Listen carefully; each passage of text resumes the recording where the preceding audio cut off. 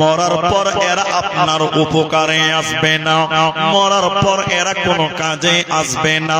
তাহলে দুনিয়াতে নিজের জন্য কিছু করতে হবে, ছেলে মেয়ে কোনো কাজে আসবে না, কেউ আসবে না, কেউ আসবে না। এটা যুক্তি শুনেন তাহলে। এটা উকিল আছে, উকিল উকিল ইন্টারন্যাশনাল মামলা লড়ে, এক একটা কেসের হিয়ারিং ফাইল করে তো 2 লাখ টাকা লাগে। কত লাই বললো? ধনী না গরিব? ধনী। দুটো ছেলে লন্ডনে আইন শিখছে, ওদেরকে উকিল বানাবে, এত দূর পড়াশোনা করায়। বাড়িতে উকিল আর ওর বউ থাকে আর 2টা চাকর থাকে। এই ঠান্ডার রাত্রিতে উকিল ওর বউকে নিয়ে লেপের তলে গার মারিয়ে ধরে সুন্নত আদায় করছে, এটা তো নেকির কাজ। এবার হাসছে, ওর বউকে নিয়ে লেপের তলে ধরে শুয়ে আছে, এটা নেকির কাজ। উকিল ওর বউকে চুমা দেয়, ওর বউ ওকে চুমা দেয়। হঠাৎ 5 মিনিট পর উকিলের বুক ব্যথা, একদম থারফার থারফার করছে। ম্যাডাম কি করবে কোনো বুদ্ধি কাজ করে না, 3 তলায় শুয়ে আছে। এক করতে করতে করতে করতে উকিল মরে গেছে, একদম জান চলে গেছে। মেয়েটারা বুদ্ধি কাজ করছে না, কি করবে? এক্ষুনি লেপার তলে শুয়েছিল। মেয়েটা দরজা দিয়ে ডাকছে নেপালি দারোয়ানকে, দারোয়ান। দারোয়ান 2জন ব্যাঠা মানুষ নেপালি, দৌড়তে দৌড়তে চলে গেছে। জি ম্যাডাম। কইছে তোর সাহেব মারা গেল, এক্ষুনি মারা গেল। তো সাহেবকে ঘর থেকে বার কর, মরে ভূত হয়ে গেছে। এই ঘরে বেশিক্ষণ থাকলে এই ঘরে আর আমি থাকতে পারবো না। কি বুঝলেন? একটু আগে ল্যাপের তলে শুয়ে সুন্নত আদায় করছিল, যেই মরে গেছে বলছে তাড়াতাড়ি ঘর থেকে বার কর, মরে ভূত হয়ে যাবে, এই ঘরে আর আমি থাকতে পারবো না। খালি মরে গেছে এতেই এতেই। নেপালি বলছে যে ম্যাডাম আমি তো 35 কেজি ওজন আর সাহেব তো 75 কেজি, একে আমি নিতে পারবো। ম্যাডাম বলছে তাড়াতাড়ি সাহেবকে বের কর, এই ঘরে আর আমি থাকতে পারছি না। কি করবি? ড্রয়িং রুমে দড়ি আছে, দড়ি নিয়ে আয়। দড়ি নিয়ে এসে বলছে সাহেবের পায়ে বাঁধ, পায়ে বেঁধেছে। ম্যাডাম বলছে টেনে ছেঁচড়িয়ে ছেঁচড়িয়ে সেরি দিয়ে নামা, লাশটাকে নামা। তাহলে বলেন যে স্ত্রীর জন্য এত প্রেম, এত ব্যস্ত, চোখ দুটো বন্ধ হয়ে গেলে, মরে গেলে এই স্ত্রী ছেলে মেয়ে আপনার কোন কাজে আসবে? বলেন বন্ধুরে আমার, ইব্রাহিম আলাইহিস সালামের বাপ আজার মূর্তি বানাতো, বিক্রি করত।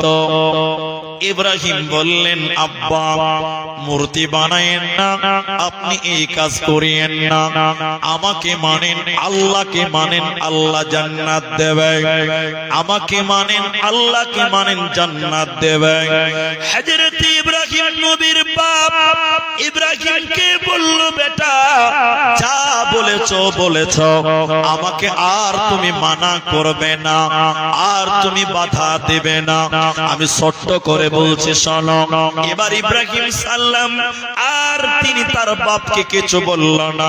কিয়ামতের দিন, বিচারের দিন, ইব্রাহিম আলাইহিস সালামের বাপ ধুলোমলিন অবস্থা, ক্লান্ত অবস্থা, পাগলের মতন চেহারা। ইব্রাহিমের বাপকে দেখলেই মনে হবে যেন পাগল। ইব্রাহিম আলাইহিস সালাম কিয়ামতের দিন আব্বার কাছে গিয়ে বলবে আব্বা জান,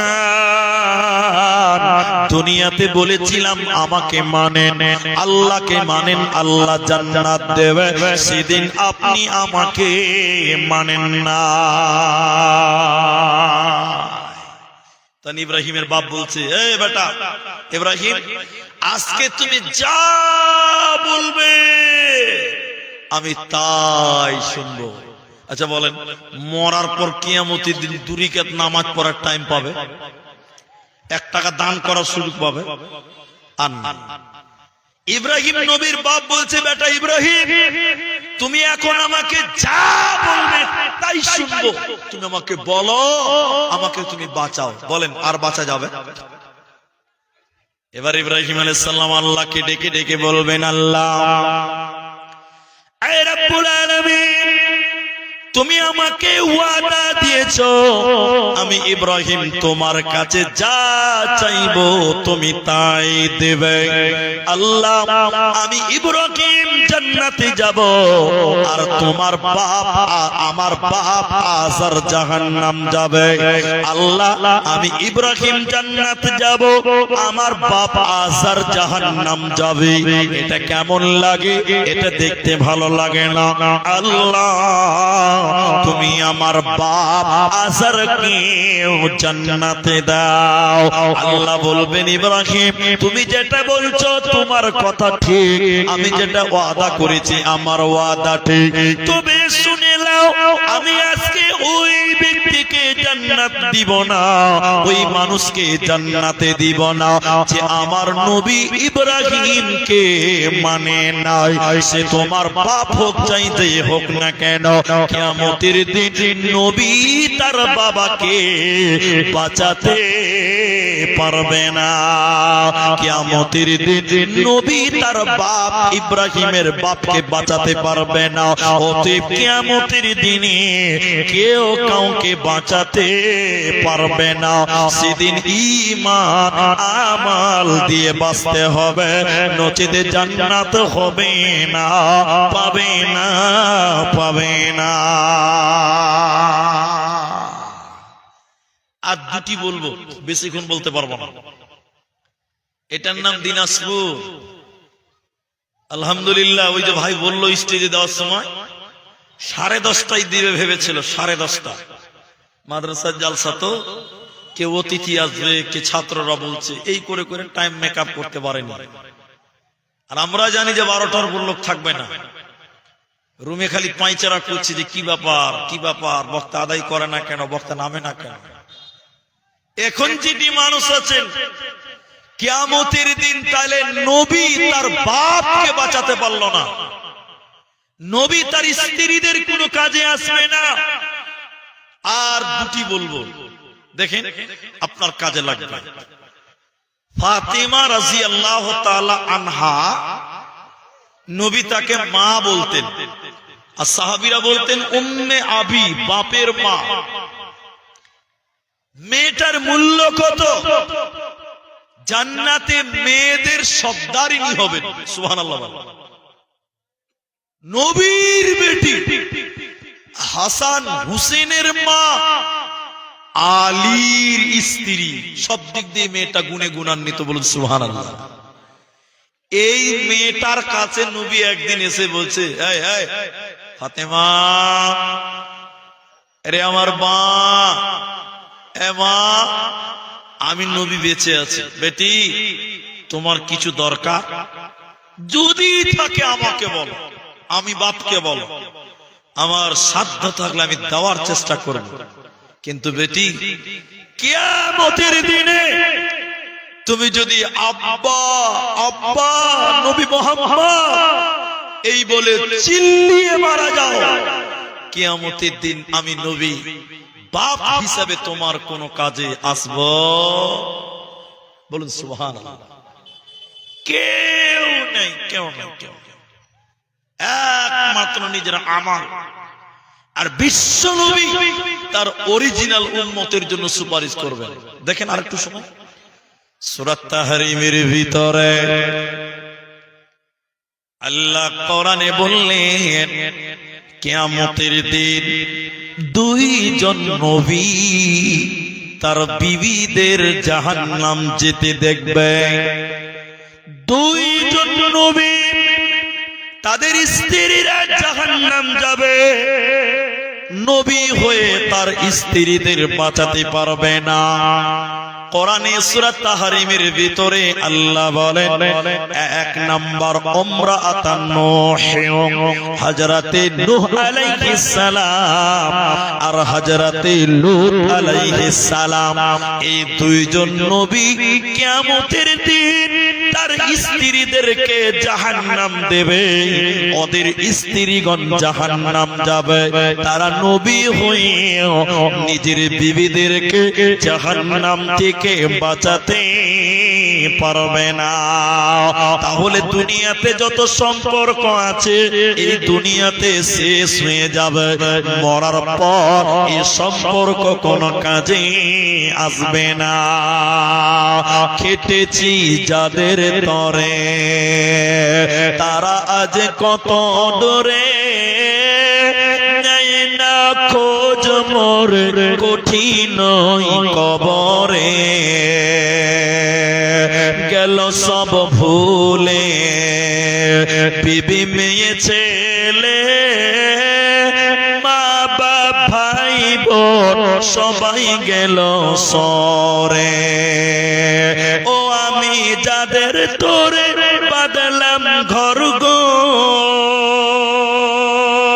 ও আমি যাদের তোরে বাঁধলাম ঘর, পর হলো আজ মরে, পর হলো আজ মরে কঠিন কবরে।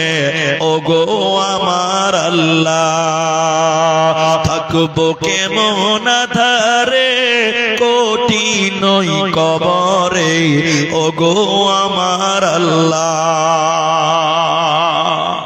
যাদের জন্য করলেন কামাই, যাদের জন্য আল্লাহকে ভুলে গেছিলেন, এই লোকেরাই আপনাকে ফাঁকি দিবে, এই লোকেরা আপনার কোনো কাজে আসবে না। তাহলে ছেলে মেয়ে ভাই বোন আল্লাহ বলছেন শোনো, আল্লাহ বলছেন ও সাহিবাতিহি ওয়া বানি লিকুল্লি ইমরিন মিনহুম ইয়াওমাইদিন শাআনুন ইউগনি। সেদিন মানুষেরা নিজেকে নিয়ে ব্যস্ত হবে, নিজেকে নিয়ে ব্যস্ত হবে। তাহলে একবার আপনারা বলেন, একবার কিয়ামতের দিন তাহলে আমাদের জন্য কেউ দুনিয়ার কোনো কাজে আসবে বলেন না। কিন্তু এবার আপনাকে বলি, আপনি যে ছেলে জন্ম দিয়েছেন, মেয়ে জন্ম দিয়েছেন, কিয়ামতের দিন এরা কোনো কাজে আসবে না, কিন্তু এরা আপনার উপকার করতে পারে কবরে। এরা আপনার উপকার করতে পারে কোথায় বলেন বলেন? আপনি মারা গেছেন, আপনার ছেলে মেয়েরা আপনার জন্য উপকার করতে পারবে, এটা সত্য কথা বলছি, কেউ রাগ করবেন না। এখন ছেলে পেলে যদি বাপ মরে যায়, মা মরে যায়, তো মুলি সাহেবকে কানতে কানতে এসে বলছে মুলি সাহেব তাড়াতাড়ি মাটি দিয়ে দাও। তো তাড়াতাড়ি ভালো, কিন্তু ও যে নিয়তে তাড়াতাড়ি বলছে এই নিয়তটা ভালো না। কথা বুঝতে পারলেন?